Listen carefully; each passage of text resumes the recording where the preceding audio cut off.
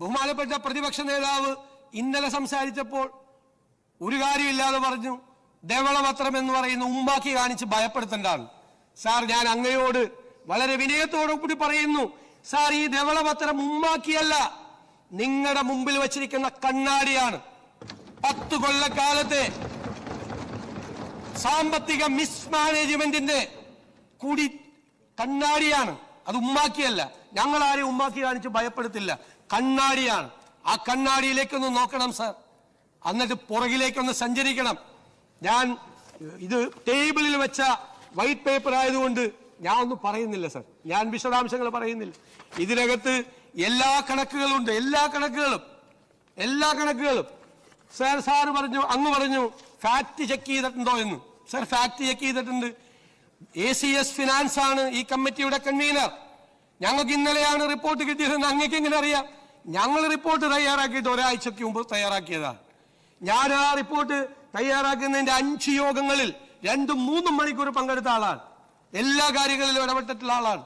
അതിന്റെ ഫ്രെയിം, ധനകാര്യ വകുപ്പിന്റെ ചുമതല കൂടി വഹിക്കുന്ന ആളെന്നുള്ള നിലയിൽ അതിന്റെ ചാപ്റ്റർ ഫ്രെയിം ചെയ്യുന്ന കാര്യത്തിൽ, അതിന്റെ വൈറ്റ് പേപ്പറിന്റെ ഫ്രെയിം ചെയ്യുന്ന കാര്യത്തിൽ, അതിന്റെ ഫാക്ട് ചെക്ക് ചെയ്യാനുള്ള സംവിധാനം, എല്ലാ ഫാക്ടും, ഇതിനകത്തുള്ള എല്ലാ കണക്കുകളും അത് കൗണ്ടർ ചെക്ക് ചെയ്തിട്ടാണ് സാർ ഇവിടെ അവതരിപ്പിക്കുന്നത്. അപ്പൊ അത് അങ്ങ് പറഞ്ഞത് നല്ല ചോദ്യമാണ്. ഫാക്ട് ചെക്ക് ചെയ്യണം. ഫാക്ട് ചെക്ക് ചെയ്തപ്പോൾ പുറത്തു വന്ന കുറെ കൗശലങ്ങളുണ്ട് ഇതിനകത്ത്.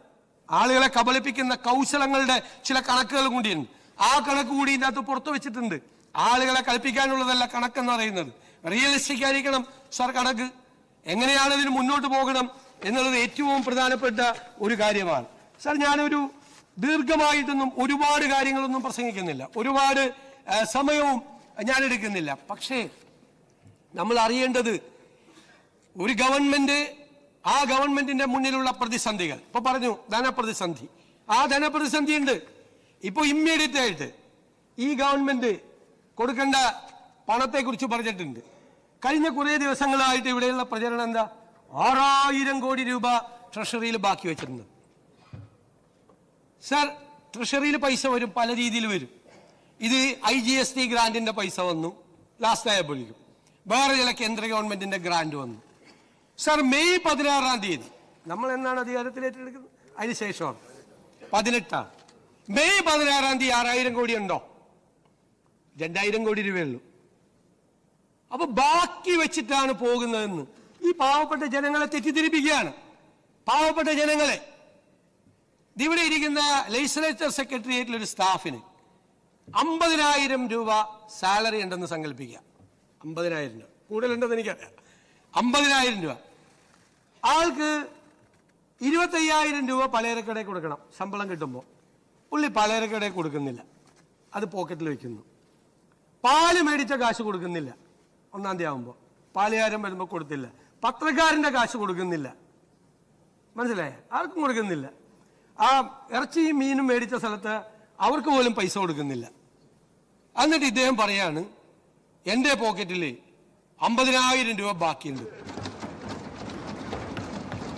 നിങ്ങളുടെ കയ്യിൽ 6000 കോടി രൂപ ബാക്കി ഉണ്ടായിരുന്നുവെങ്കിൽ LSCD മിനിസ്റ്റർ ഇവിടെ ഇരിക്കുന്നു, ലോക്കൽ ബോഡിയുടെ 3-ാം ഗഡു നിങ്ങൾ എന്തുകൊണ്ട് കൊടുത്തില്ല? 1982 കോടി രൂപ നിങ്ങൾ എന്തുകൊണ്ട് കൊടുത്തില്ല? കയ്യിൽ പണം ഉണ്ടായിട്ട്. നിങ്ങളുടെ ഇമ്മീഡിയറ്റ് ലയബിലിറ്റി എന്തൊക്കെയാണ്? നിങ്ങൾ എവിടെയെല്ലാമാണ് നിങ്ങൾ പണം കൊടുക്കാനുള്ളത്? നിങ്ങൾ ആ പണം കൊടുക്കാനുള്ള ഒരുപാട് സ്ഥലങ്ങളിൽ നിങ്ങൾ പണം കൊടുത്തിട്ടില്ല. പട്ടിക വിദ്യാർത്ഥികൾക്ക്, പട്ടികജാതി പട്ടികവർഗ വിദ്യാർത്ഥികൾക്ക് നിങ്ങൾ കൊടുക്കാനുള്ള പണം എത്രയാണെന്നറിയാമോ? 377 കോടി രൂപ. 6000 കോടി രൂപ ബാക്കി ട്രഷറിയിൽ ഉണ്ടായിരുന്നെങ്കിൽ എന്തുകൊണ്ടാണ് ഈ പാവങ്ങൾ കുട്ടികൾക്ക് ഫസ്റ്റ് പ്രയോറിറ്റി ആയിട്ട് കൊടുക്കണ്ടേ? ആ 377 കോടി രൂപ കൊടുത്തോ? നിങ്ങൾ കൊടുത്തോ? 21,000 കോടി രൂപ ജീവനക്കാർക്ക് DA അരിയസ് വെച്ചിട്ടാണ് സർക്കാർ ഇറങ്ങുന്നത്. അത് കൊടുത്തില്ലല്ലോ. എന്നാ 6000 കോടി ബാക്കിയുണ്ട്. ഒരു അരിയസ് കൊടുത്തേക്കാം, തീരുമാനിച്ചില്ലല്ലോ. പെൻഷനർമാർക്ക് 14,387 കോടി രൂപയുടെ അരിയസ് ഉണ്ട്. കൊടുത്തോ? കൊടുത്തിട്ടില്ലല്ലോ. ഞാനിനി അതും പോട്ടെ, അതെല്ലാം പോട്ടെ, ആ സപ്ലൈകോയ്ക്ക് കൊടുക്കാനുണ്ടല്ലോ ഒരു 2893 കോടി രൂപ. ഏറ്റവും രൂക്ഷമായ വിലക്കയറ്റം നിൽക്കുന്ന ഒരു സംസ്ഥാനത്ത് 6000 കോടി രൂപ ട്രഷറിയിലുണ്ട്. ഇനി നിങ്ങളെടുത്ത് ചെലവാക്കിക്കോ എന്ന് പറയുന്ന നിങ്ങൾ എന്തേ അത് കൊടുക്കാതെ പോയത്? 2893 കോടി രൂപ ഇവിടെ വിലക്കയറ്റം നിയന്ത്രിക്കേണ്ട സർക്കാരിന്റെ ഏജൻസിയാണ്, മാർക്കറ്റ് ഇന്റർവെൻഷൻ നടത്തേണ്ട ഏജൻസിയാണ്. നിങ്ങൾ അവർക്ക് കൊടുത്തോ?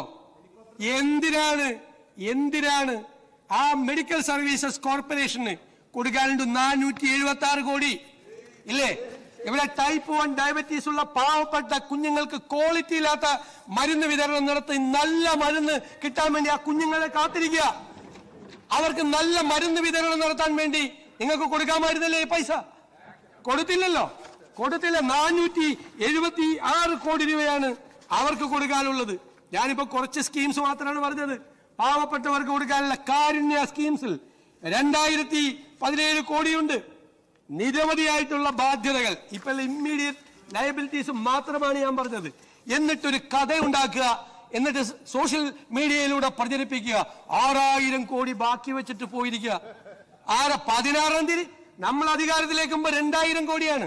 ഞാൻ ഇതിനെ കുറിച്ച് എല്ലാ ഡീറ്റെയിൽ ഈ വൈറ്റ് പേപ്പറിൽ എഴുതിയിട്ടുണ്ട്. ട്രഷറി ബാലൻസിനെ കുറിച്ചും ട്രഷറി ബാലൻസിന്റെ സിസ്റ്റത്തെ കുറിച്ചും. അത് ഓരോ സമയത്ത് ചിലപ്പോൾ പൈസ വരും, ഓരോ സമയത്ത് പൈസ വരും. പക്ഷേ നമ്മുടെ ലയബിലിറ്റീസ് അവിടെ നിൽക്കുകയാണ്. മനസ്സിലായില്ലേ? ലെജിസ്ലേച്ചർ സെക്രട്ടേറിയറ്റിലെ ജീവനക്കാരൻ 50,000 രൂപ പോക്കറ്റിൽ വെച്ചിട്ട് നമ്മളോട് പറയാണ്, കണ്ട ശമ്പളം കംപ്ലീറ്റ് എന്റെ പോക്കറ്റിലുണ്ടെന്ന്. ഭാര്യയോടെ ഒന്നും പറയാണ്, ഭാര്യയോട് എന്റെ പോക്കറ്റിലുണ്ട്, ഞാൻ ഒരു പൈസ ചെലവാക്കിയിട്ടില്ല. കൊടുക്കാനുള്ള കടക്കാർ വാഴക്ക് നിൽക്കുകയാണ്. വാതിൽ തുറന്ന പത്രക്കാരനും പാലുകാരനും പലചരക്കടക്കാരനും ഇറച്ചി മേടിച്ചവരും മീൻ മേടിച്ച കൊണ്ടുവന്ന പാവപ്പെട്ട സ്ത്രീയൊക്കെ പുറത്തു നിൽക്കുകയാണ്. എന്നിട്ട് വാതിലടച്ചിട്ട് അകത്ത് നിന്ന് ഭാര്യയോട് പറയാം, 50,000 രൂപ ഞാൻ അതുപോലെ ഇവിടെ കൊണ്ടുവന്നിട്ടുണ്ടെന്ന് പറയാം. ഇതെല്ലാം നടന്നത്. ഞാനത് പെട്ടെന്ന് ആളുകൾക്ക് മനസ്സിലാകാന് എന്നോട് ഒരുപാട് പേര് ചോദിക്കുക, സാറിന് നല്ല സുഖമായല്ലോ. ഞാൻ ചെന്തായി അല്ല ധനകാര്യ വകുപ്പല്ലേ? അതെ. ആ പഴയ മന്ത്രി 6000 കോടി ബാക്കി വെച്ചിട്ടല്ലേ പോയേക്കണത്. അടിച്ചു പൊളിക്കാമല്ലോ അത്. അപ്പൊ അവരോടാണ് എന്നോട് ചോദ്യം ചോദിച്ച അവരോടാണ് ഞാൻ ഈ ഒരു ജീവനക്കാരൻ, ശമ്പളം കിട്ടിയ ജീവനക്കാരന്റെ കഥ പറഞ്ഞത്. ഇപ്പൊ മനസ്സിലായല്ലോ, കാര്യം മനസ്സിലായില്ല. ഇതാണ് സാമ്പത്തിക അവസ്ഥ. സാർ, ഇതിന് മാറ്റമുണ്ടാകണം. സമ്പദ് വ്യവസ്ഥ ഞങ്ങൾ കമ്പയർ ചെയ്തിട്ടുണ്ട്. ബാക്കിയുള്ള സ്റ്റേറ്റിലെ സമ്പദ് വ്യവസ്ഥയുമായിട്ട് ഓരോ ഇൻഡിക്കേറ്റേഴ്സുമായിട്ട് കമ്പയർ ചെയ്ത് വളരെ മോശമാണ് നമ്മുടെ ഇൻട്രസ്റ്റ് റേറ്റ് നമുക്ക് വളരെ കൂടുതലാണ്. ഒരുപാട് കാര്യം കിഫ്ബിയെ കുറിച്ച് പറഞ്ഞിട്ടുണ്ട്. എന്താ സാർ കിഫ്ബി ഉണ്ടാക്കിയപ്പോൾ ഉള്ള പ്രഖ്യാപനം? ഇന്നും ബഹുമാനപ്പെട്ട പ്രതിപക്ഷ നേതാവ് അതിനെക്കുറിച്ച് പറഞ്ഞു. എന്താ കിഫ്ബി കൊണ്ടുവന്നപ്പോ ഇവിടെ എഴുന്നേറ്റ് നിന്ന് പ്രതിപക്ഷത്തിരുന്ന് ലീഗൽ ഒബ്ജക്ഷൻ നടത്തിയ ഒരാളാണ്. അത് ഭരണഘടനാ വിരുദ്ധമാണ്, നിങ്ങളുടെ പർപ്പസ് സെർവ് ചെയ്യത്തില്ല എന്ന് പറഞ്ഞ ആളാണ്. എന്താണ് ചെയ്യുന്നത്? ബജറ്റിൽ നിന്ന് നമ്മുടെ വരുമാനത്തിൽ നിന്ന് ഒരു തുക എടുത്തുകൊണ്ട് പോകുന്നു എല്ലാ വർഷവും. 2000-3000 കോടിയാണ്. അതായത് നമ്മുടെ മോട്ടോർ വെഹിക്കിൾ സെസ്.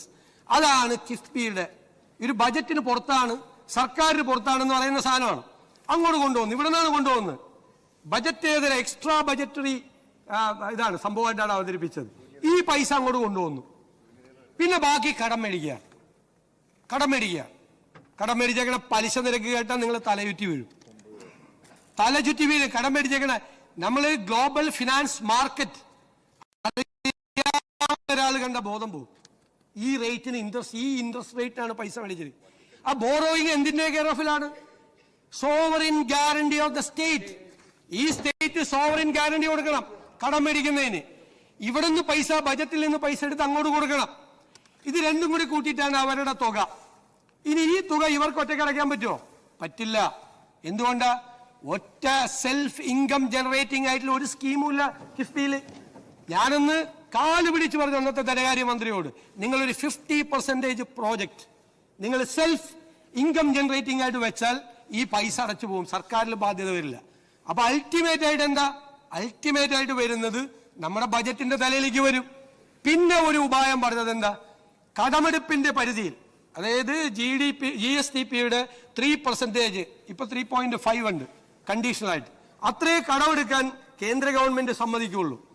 ഇതാണെങ്കിൽ കേന്ദ്ര ഗവൺമെന്റ് കാണാതെ വേറെ പുറത്തുനിന്ന് കടമെടുക്കാന്ന് പറഞ്ഞു.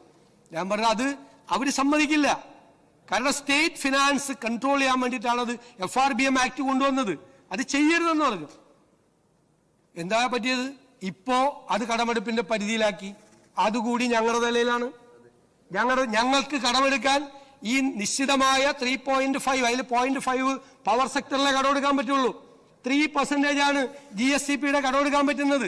അതിനകത്ത് ഞങ്ങൾക്ക് കടമെടുക്കാൻ എല്ലാ സർക്കാരും കടമെടുക്കണ്ടേ? ആ കടമെടുക്കാനുള്ള തുക നല്ലൊരു ഭാഗം ഈ കിഫ്ബിക്ക് വേണ്ടി തിരിച്ചടക്കണം. ഇതാണ് സ്ഥിതി.